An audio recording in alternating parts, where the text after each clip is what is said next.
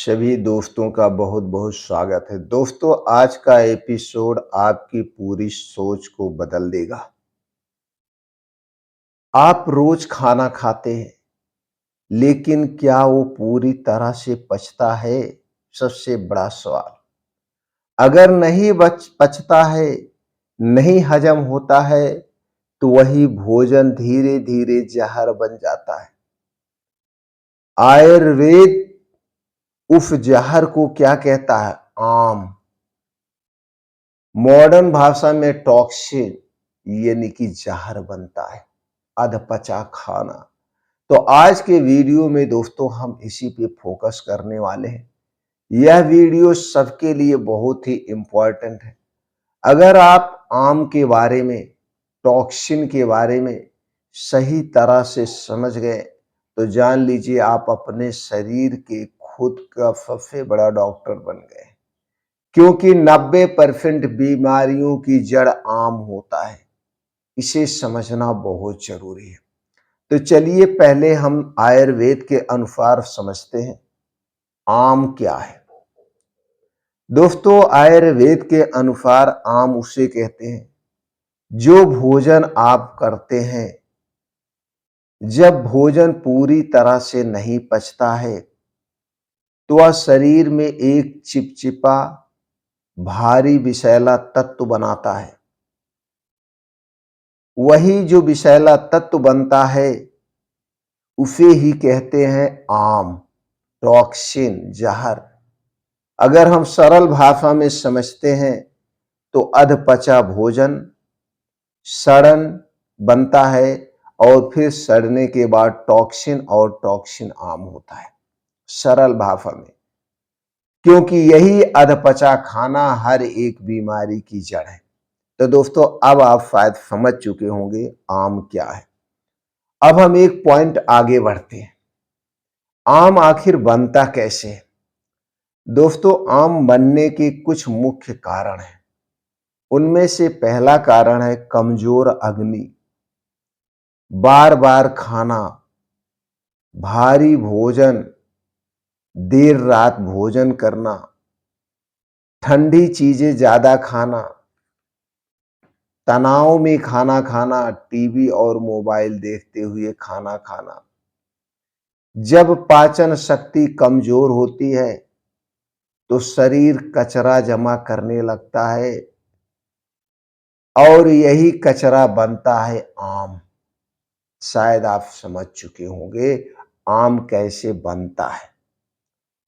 अब एक कदम और आगे चलते हैं।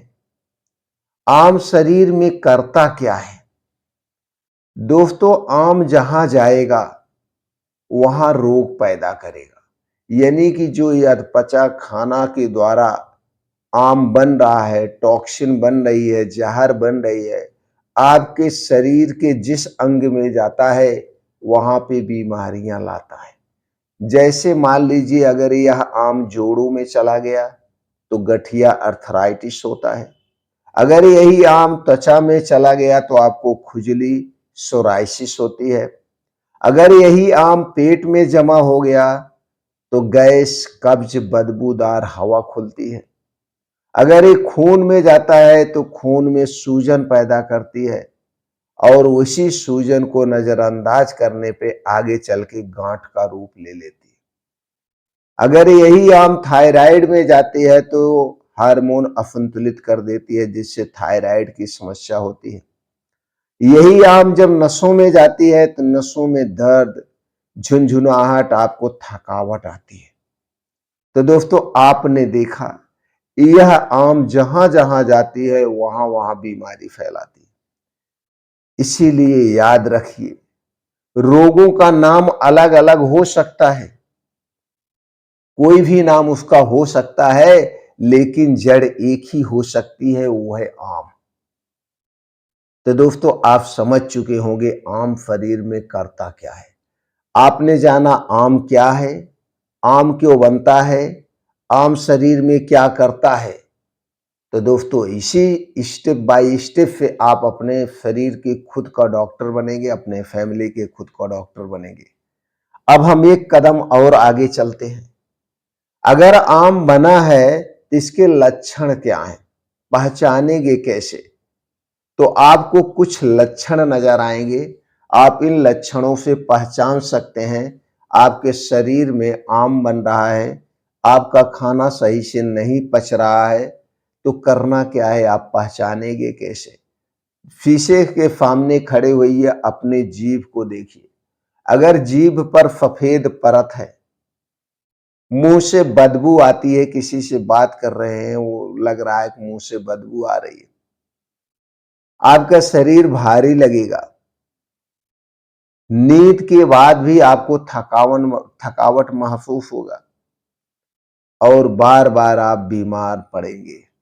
चाहे वो पेट दर्द होगा, चाहे दस्त होगी, चाहे मुंह में कड़वापन होगा।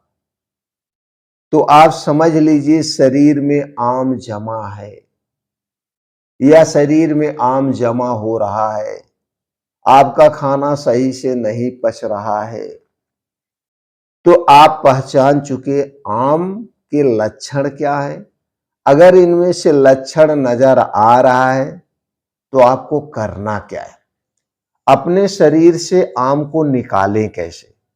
तो सबसे पहले दोस्तों, दवा नहीं, पाचन को ठीक करना है। हमें दवा नहीं लेना है, हमें पाचन को सही करना है। तो इसके लिए कुछ सरल उपाय हैं, कुछ सरल उपाय है, आप इसे करना शुरू कर दीजिए। सबसे पहला काम, सुबह जब आप उठेंगे बिस्तर पर से, बासी मुंह आप चले जाइए किचन में। किचन में एक गिलास, चाहे गर्मी हो चाहे ठंडी हो, कोई भी सीजन हो, एक गिलास बैठ करके गुनगुना पानी पीजिए। गुनगुना पानी पीने के बाद इधर उधर थोड़ा सा टहलिए। फिर जब आप बाथरूम जाएंगे तो आपकी लैट्रिन खुल के साफ होगी। दूसरा काम करना है, सप्ताह में एक दिन हल्का उपवास करना है। हल्का उपवास उसे कहते हैं, उस दिन आप सिर्फ और सिर्फ फलों का जूस लेंगे या फिर आप फल खाएंगे। उस दिन कोई भी कठोर चीज नहीं लेना है। कुछ लोग व्रत रहते हैं तो साबूदाना, मूंगफली, ये कुछ कुछ नहीं, सिर्फ और सिर्फ फल लेंगे या फलों का जूस या नारियल पानी। सबसे बेटर है उस दिन पूरा दिन आप नारियल पानी एक दो बार पी लीजिए, एक दो बार अदरक पानी पी लीजिए, ये काम करना है। और इसके बाद दिन में एक दो बार अदरक, नींबू, सेंधा नमक आपको लेना है। और रात में खाना खाने के 1 घंटे के बाद, रात में खाना खाने के 1 घंटे के बाद आपको 1 चम्मच त्रिफला चूर्ण लेना है, गर्म पानी के साथ। त्रिफला चूर्ण हमारे शरीर के वात, पित्त, कफ तीनों को बैलेंस करता है। सुबह आपका पेट खुल के साफ होगा, गैस, एसिडिटी दूर होगी। एक छोटा सा काम करना है। और जो सबसे बड़ा बदलाव करना है वो है रात का खाना। किसी भी कीमत पर रात का खाना सूरज डूबने के 2 घंटे पहले खा लेना है। चाहे गर्मी हो, ठंडी हो, बारिश हो, कोई भी सीजन हो, सूरज डूबने के बाद खाने के नाम पे कुछ भी नहीं खाना है। और अगले दिन आप सुबह की शुरुआत सूर्योदय के 2 घंटे के बाद करेंगे। 9 से 10 बजे के बीच आपको सो जाना है किसी भी कीमत पर, और ब्रह्म मुहूर्त में उठना है। 7 से 8 घंटे की गहरी नींद बहुत जरूरी है। जितने गहरी नींद में आप सोते हैं उतनी ही गहराई से आपका शरीर अपने आप को रिपेयर करता है। और डेली कम से कम 40 से 45 मिनट धूप में, जब सूरज उगने लगे तो चले जाइए, धूप हो जाए तो जाइए। जहां मिट्टी हो, हरी घास हो, नंगे पांव उसी मिट्टी पर टहलना है, मॉर्निंग वॉक करना, वहीं कुछ योगा वगैरह करिए। और एक नियम अपनाना है, जब तक आपको अच्छी भूख ना लगे, जब तक अच्छी भूख ना लगे तब तक कुछ भी ना खाएं। जब भूख लगे तभी आपको खाना है। ठंडी चीजों से दूरी बनाना है। चीनी, मैदा, रिफाइन किए गए तेल में बनी हुई जितनी भी चीजें हैं, चाहे वो चीजें आपके घर पे बनी हो, चाहे घर से बाहर बनी हो, चाहे वो खुली चीज हो, चाहे पैकेट बंद चीज हो, उनको आपको नहीं खाना है। इतना काम करते ही आपका शरीर अपने आप को रीसेट कर लेगा। दोस्तों सोचिए, आप सालों से दवा खा रहे हैं, लेकिन क्या कभी डॉक्टर ने आपसे पूछा आपकी अग्नि कैसी है? अगर जड़ ठीक नहीं करेंगे तो रोग बार बार लौटेगा। तो अगले एपिसोडों में दोस्तों हम बात करेंगे डिटॉक्स की असली आयुर्वेदिक तरीका, लंघन या पाचन सुधार। अगर आपको लगता है कि शरीर में आम है तो कमेंट में लिखो दोस्तों मुझे डिटॉक्स चाहिए, और इस वीडियो को हर उस व्यक्ति तक पहुंचाइए जो पुरानी बीमारी से परेशान है और पुरानी बीमारी के लिए दवा खा रहा है। खुद का डॉक्टर बनने के अगले एपिसोड में मिलते हैं दोस्तों।